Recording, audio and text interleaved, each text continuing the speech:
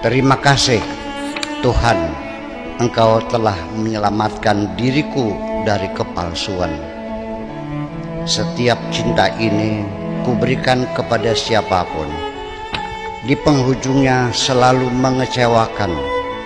Selanjutnya tidak mungkin lagi kuberikan kepada siapapun, kecuali kepadamu saja, wahai Tuhan. Cinta ini kupersembahkan. Trauma atau fobia. Jujur saja, aku ingin berterus terang kepadamu, wahai kekasihku. Bila dilihat dari caramu tertawa, ternyata caramu tertawa sangat keras dan terbahak-bahak. Berarti kepribadianmu sangat bersahaja dan polos. Berbeda dengan orang yang tertawanya terputus-putus. Biasanya sangat emosional dan temperamental. Tetapi mohon maaf lagi, aku berharap engkau tidak tersinggung. Seringkali aku mengamati, sepertinya engkau bermimpi di siang hari, atau disebut dengan daydream. Mimpi atau angan-angan tersebut seringkali digunakan oleh orang yang bersangkutan secara berlebihan. Selalu dalam hayalan yang terus-menerus dan bersambung. Sangat jauh dari alam realitas. Lalu ditambah lagi dengan tenggelam terlalu dalam dari sisi pemikiran-pemikiran. Sampai pada akhirnya membentuk perilaku yang tidak wajar. Aku ingin mengatakan kepadamu, wahai kekasihku, bahwa aku ini adalah lelaki yang benar-benar mencintaimu. Dan aku ini makhluk yang real ada, bukan makhluk bayangan di alam hayal. Di antara berbagai hal yang dapat menyebabkan jiwamu tidak merasa nyaman adalah karena engkau secara berlebihan sering menyalahkan diri sendiri. Engkau harus mengerti dan sadar bahwa kita ini selalu dan sering melakukan kesalahan-kesalahan. Di mana saja dan kapan saja, kita harus siap menerima kesalahan-kesalahan dalam bentuk apapun dan dilakukan oleh siapapun. Lalu segera kita hentikan sikap hati yang selalu menyalahkan diri sendiri. Apalagi sampai menyiksa diri. Namun demikian aku mengakui engkau sangat cerdas. Tetapi juga orang-orang cerdas itu pada umumnya sering mengalami ketegangan yang berlama-lama dan merasa gelisah yang berkepanjangan. Juga orang-orang cerdas pada umumnya mudah cepat bosan dalam menghadapi berbagai persoalan. Atau boleh jadi, mohon maaf, aku hanya mengandai. Bisa jadi engkau tersentuh Munchausen syndrome. Perilakumu seperti sedang bermain drama, bahkan seringkali tingkah lakumu seperti anak-anak. Adapun lelaki yang dulu pernah menjadi kekasihmu, lalu dia meninggalkan dirimu dengan tiba-tiba setelah engkau menanggung berbagai kerugian, terutama beban harus terus menanggung rasa malu yang sangat berat. Kemudian sekarang dia datang lagi dan memberikan segala kebaikan. Tolong engkau jangan anggap dia tergila-gila mencintaimu, wahai kekasihku. Itu tidak lain hanyalah 5 sindrom. Apa saja yang dibakar dengan api, di penghujungnya berakhir menjadi abu. Perasaanku sekarang terbakar, wahai kekasihku. Tetapi bukan dengan api, melainkan karena sikap dinginmu. Ketahuilah bahwa lelaki yang di hatinya tidak menyimpan perempuan adalah seperti jasad tanpa roh. Aku ini sekarang adalah raga tanpa jiwa. Tidak mungkin aku tergopoh-gopoh menuduhmu introvert, karena engkau terlihat tidak suka banyak menggunakan handphone. Karena pembicaraan melalui telepon mungkin dalam anggapanmu hanya mengenai hal-hal yang tidak penting. Engkau sama sekali bukan orang introvert. Malah sebaliknya, wahai kekasihku. Masalah-masalah psikologi, bila kita mengetahui tekniknya, maka kita akan mudah mengelolanya dengan baik. Seperti halnya engkau akan dapat memanipulasi otakmu sendiri untuk memunculkan keyakinan dalam pikiranmu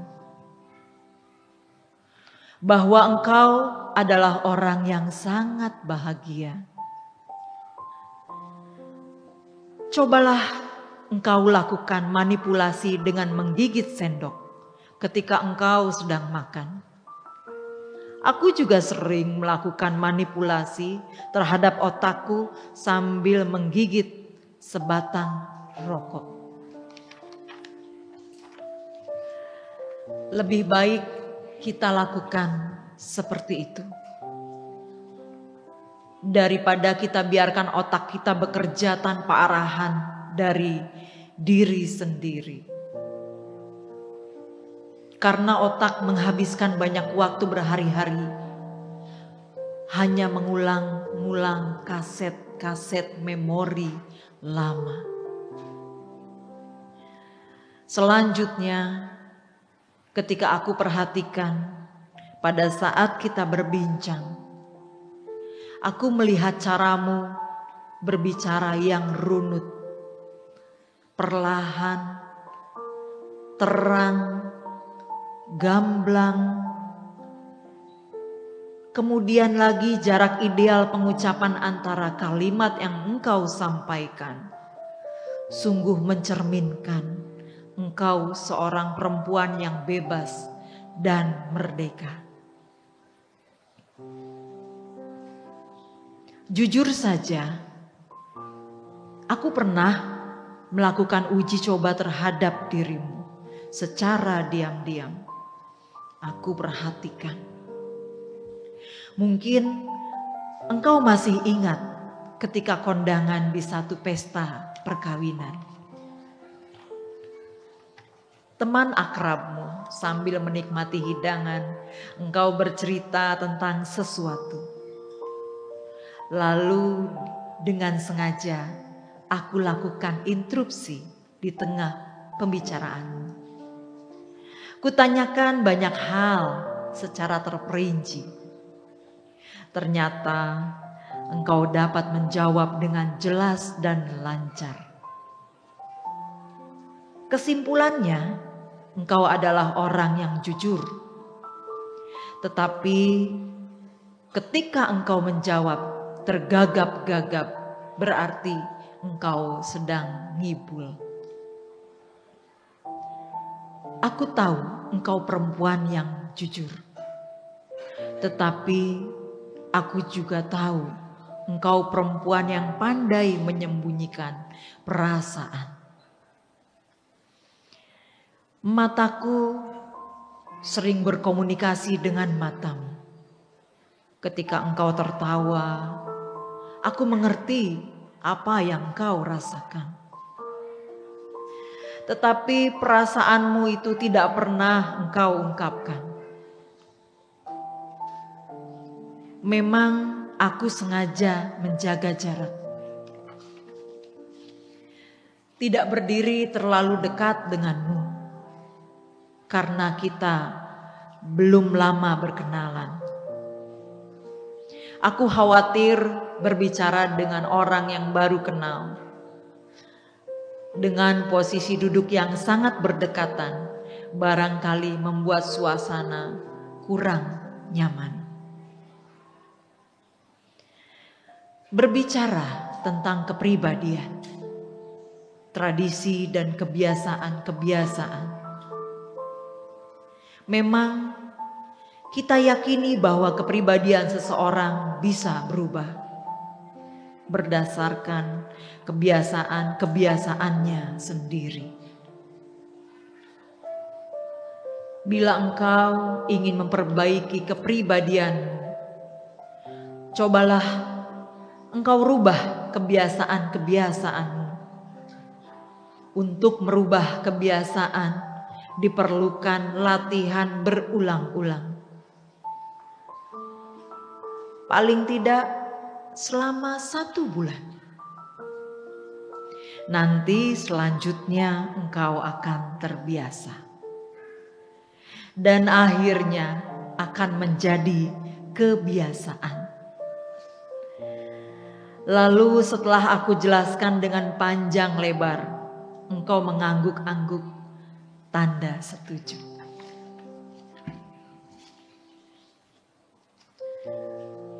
Setelah semakin kita bertemu dan sering berbincang-bincang, engkau mulai membuka diri dan banyak bicara. Sampai pembicaraan kita melantur tentang share mindset, yaitu kondisi harmonis yang membuat suami istri punya kesamaan pikiran dan rasa. Ketika itu aku jelaskan, tidak mungkin terjadi 2 orang dapat merasakan sesuatu yang sama pada saat yang sama. Seperti juga halnya, wahai kekasihku, tidak mungkin ada kesamaan yang mutlak antara penampilan lahir dengan kepribadian seseorang dalam dirinya. Kesan pertama juga tidak dapat dijadikan landasan untuk menduga kepribadian seseorang. Kepribadian seseorang selalu berubah bersama perubahan zaman dan pergeseran waktu.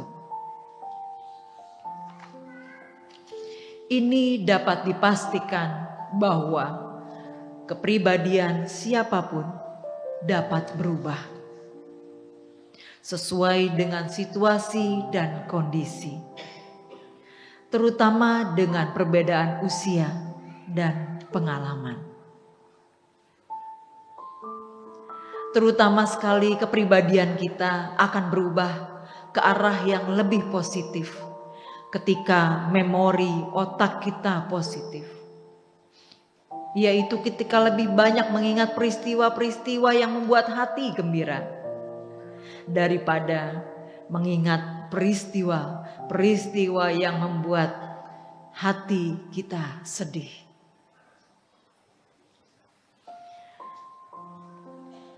Terlalu banyak orang yang mempersepsikan dirinya sendiri berlebihan. sampai melampaui realita yang sesungguhnya. Merasa lebih besar, lebih keren, lebih hebat. Ini adalah karena pengaruh dari excessive imagination atau hayal yang berlebihan.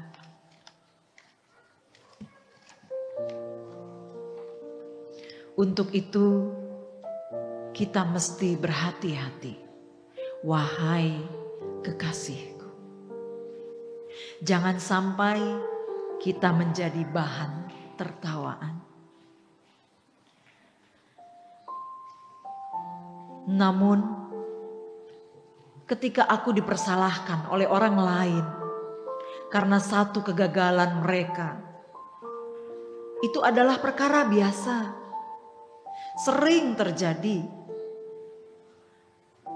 Juga mungkin atas dirimu. Itu semua berawal dari kebersamaan sosial yang kita bangun bersama.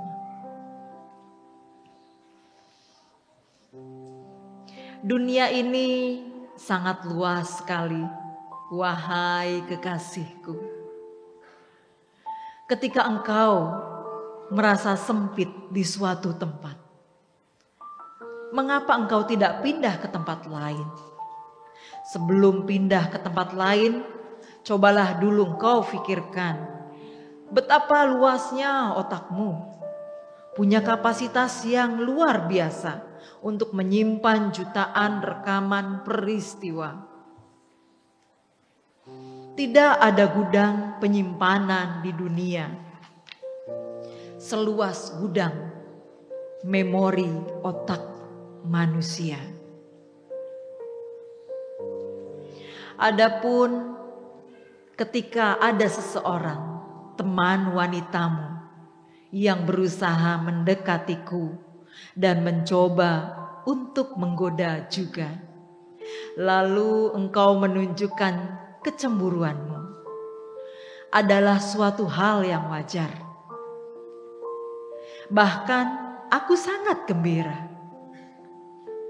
Kecemburuan sebagai bukti bahwa engkau sangat mencintaiku.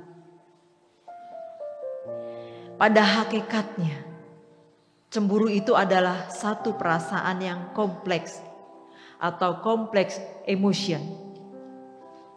Di dalamnya bercampur berbagai emosi, mulai dari rasa takut kehilangan, keamarahan, terhinakan, dan seterusnya. Sambil berjalan kaki, menelusuri pantai di dekat rumahmu. Di hari-hari terakhir bulan puasa, sambil mencari sore dan menunggu maghrib, sambil berbicara tentang masa depan. Akhirnya pembicaraan mengerucut kepada permintaanmu untuk mengucapkan 2 kalimat penting setelah membaca Sidlok Taklid Talak, yaitu yang pertama, bahwasannya pernikahan kita ini adalah pernikahan yang pertama dan terakhir kali. Kemudian yang kedua, bahwasannya yang mempertemukan kita adalah Tuhan. Maka yang dapat memisahkan kita hanya Tuhan. Langsung ku jawab dengan cepat. Siap, pasti akan kuucapkan Sidlok Taklid Talak itu di depan penghulu dan disaksikan oleh orang banyak. Demikian kukatakan sambil kuremas tangan kiri. Aku mengerti beban trauma yang engkau alami akibat dulu pernah ditinggal kekasih. Apapun permintaanmu, pasti aku ikuti.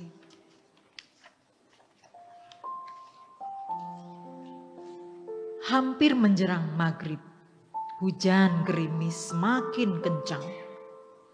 Tiba-tiba halilintar menyambar dan suara guru menggelegar.